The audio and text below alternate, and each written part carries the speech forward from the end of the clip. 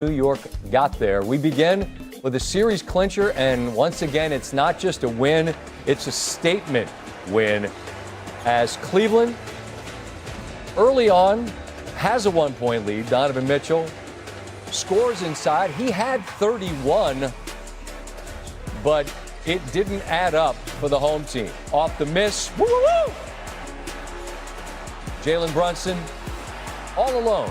And it's a 4-point Knicks lead. Next Cavaliers possession.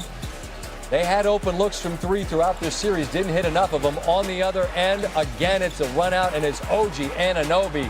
The Knicks had 13 fast break points in the first quarter, the most they've had in any quarter this postseason. So the lead is 6, but it balloons in a hurry. Brunson stops on a dime. That's cash from 3, and it's a 12-point lead. Knicks on a 13-0 run. Landry Shamet on an absolutely historic run. 11 of 12 from 3 in the series. They're not done. They're up 20. There's Alvarado on the break. 18-0 run. Next Cavs possession. They are spiraling, and it's all gone wrong. Alvarado will miss the 3. But Karl-Anthony Towns is on the run. Rebound, the slam, and the Knicks have 20 unanswered. And you see Donovan Mitchell imploring his teammates. There was nothing to say or do other than just watch this Knicks team go. That flat-footed long-distance 3, Cat 19 and 14. And the Knicks on the run again. Anunoby from Brunson. And there are Knicks fans in the building in Cleveland and a watch party in Radio City Music Hall. Once again, it's an offensive rebound and a slam. I don't know how many slams they had, but it was many. Going to be up by 30. Brunson in the corner from Bridges. All 3 of these, 15 and 5 for him. They're up a zillion. Early fourth, Shamet with the steal. Here, you do it. I will. Again, it's Anunoby. And again, it's New York. And again, it's a closeout obliteration. And Donovan Mitchell, sort of like that Alonzo Mourning meme, shaking his head like, yep, they did it again. In 4. On to the finals. Joined now once again on the program by Karl-Anthony Towns. And Kat, I'm going to get to the forensic analysis of your performance in a moment. But I want to start with just the human emotion. As a kid that grew up shooting shots in the driveway or wherever, imagining someday I'm going to play in the NBA Finals. You and your team, the next time you run, are in the NBA Finals. How do you describe the level of excitement that comes with that? I mean, I think we're seeing the culmination of that throughout the regular season to now. Every single day we're getting better. Our defense gets better. Our offense gets more fluid. And, it's a good time to be peaking as a team. It makes sense to me, but Kat, like, as you guys see it, like, to play like this and to have them stacked one on top of another, does that collectively kind of sharpen the focus of the group, right? When you see what's possible, like, does that make sense that no one's satisfied? It's like, well, hell, maybe we got another gear than the one we found. Yeah, I mean, this team is special. We have a different mentality. To be honest, we just broke our huddle after the game right now. But all of us are getting dressed, ready to go. We're ready to go home. There's no beers, there's no champagne, there's nothing like that. We're ready to go home. We're ready to get back to work. So, again, it's a testament to this mentality of this team and the camaraderie we have. I get completely the value of rest this time of year. At the same time, when you're playing at this level, I can understand why you'd want to get out there as quickly as you could and just keep the momentum going. What concerns are there, if any, about the rest that you will have prior to the next game you play? I mean, obviously we know it's a risk. We saw ourselves in game 1. We looked rusty. We didn't look like ourselves that we presented to the world in the Philly series. So, we're going to have to we'll have to figure that out. But it's a gift and a curse when you play this well in this round to be able to go to the finals. We played well and we earned the right to get rest, but we understand that it comes with its own negatives as well. So we already talked about in the locker room. We're eager to get to practice, actually. So We already talked about practice and what our schedule looks like, so a lot of us are probably going to be in the gym tomorrow getting some shots up. All right, let me close with this. You're not a kid with the sticks playing 2K.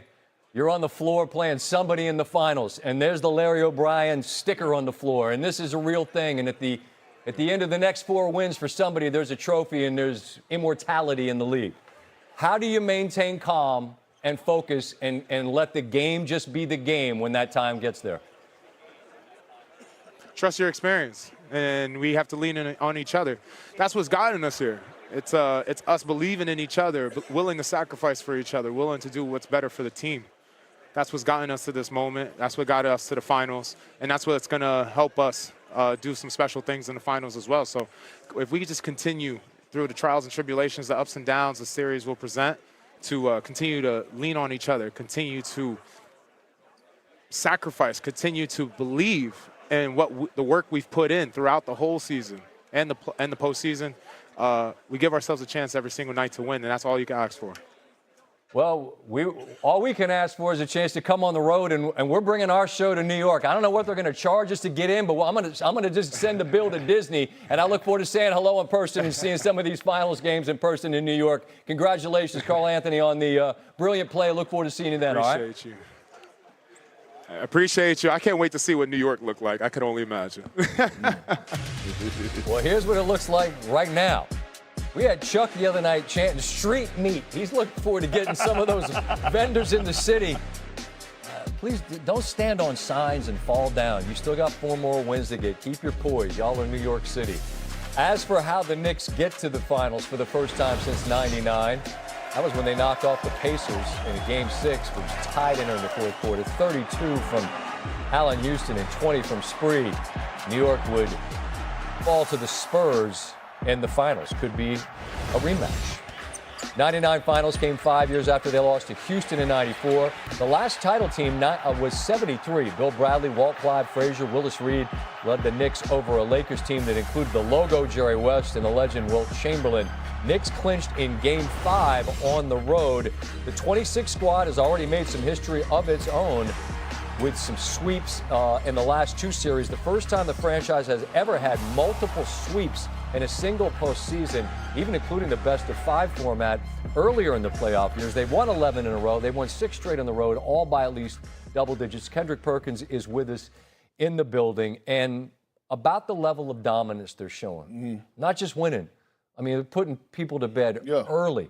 What are they showing, and is it changing your perception of who they are this postseason? Well, they're showing me that they're a team that's together, and they have the it factor, Scott. And to all the people out there in the world that's thinking that, hey, the winner out of OKC and the Spurs is going to be one of the teams that's going to win an NBA championship, they're lying, and the truth is nowhere near. Because the Knicks have a legit shot at winning the NBA championship. They're deeper than the Pacific Ocean and Atlantic Ocean combined. And when you look at their roster, when you look at their leader in Big Body Brunson, he's growing right in front of our eyes. He's able to get his and make others around him better.